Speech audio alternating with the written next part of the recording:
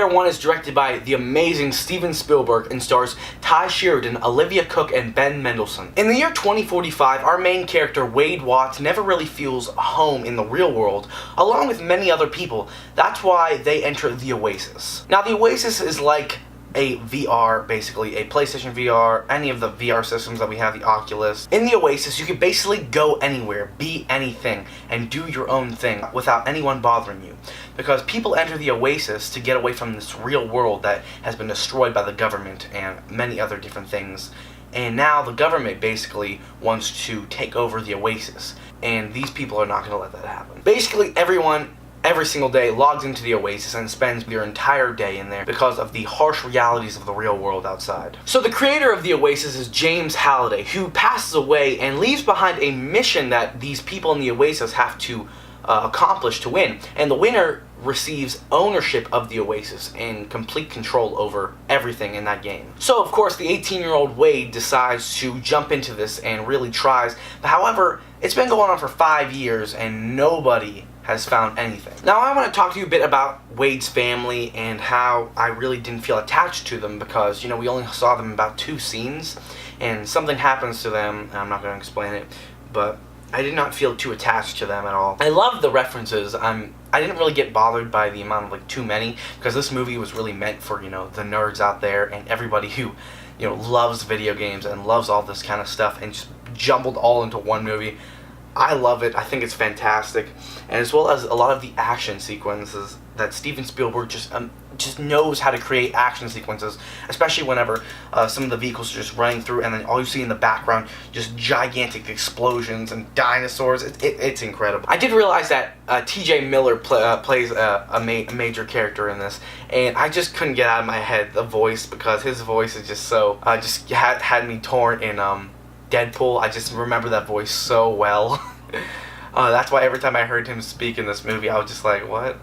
Deadpool? What's going on? You can't forget about the amazing score in this movie. Alan Silvestri took in the spot of John Williams, who was supposed to write the score. However, Alan Silvestri knocked it out of the park. It was incredible, the amount of power and impact that was coming out of those speakers in the theater. Incredible. I know that the intro was kind of long. It was like 20 minutes almost of just talking, and I thought it was beautifully made how, you know, you see the main character Wade walking through and just saying everything about the Oasis, you know, seeing all the different things you could be in the Oasis. However, it was so long and bogged down that I thought it was starting to drag a little bit in the story as a whole. I also didn't think they did a great job explaining Wade's family and giving enough background on that instead of really the Oasis, because we kind of knew the Oasis about 5-10 minutes in. We could have explained a little bit more on his backstory and his life. So while Wade's looking for this egg and the 3 keys, he meets this girl named Artemis who's a major Twitch streamer, and he just falls head over heels over her.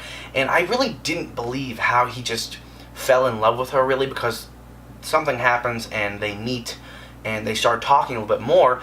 But only a couple scenes later, Wade goes and says, you know, I love you, and then didn't really click with me at all. It didn't seem like the characters matched completely already. I didn't really buy into the fact that he fell in love with her already without even meeting her in a virtual reality system. I also think Mark Rylance did a fantastic job in portraying James Halliday because he really, you know, gave the character backstory.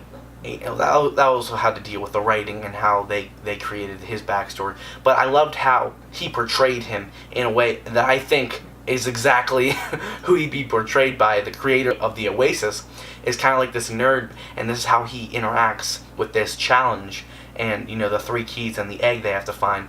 It really fits all together, so I thought he did a great job. So I thought Ready Player One was a boisterous, incredible, fantastic movie out there for people of any ages to just come see this movie. It's especially a nerdy movie. It's out there for, you know, those nerds out there like me. I'm going to give Ready Player One a 7.9. Hey guys, thank you so much for watching this video. If you enjoyed it, please click here to subscribe, and here's some videos over here.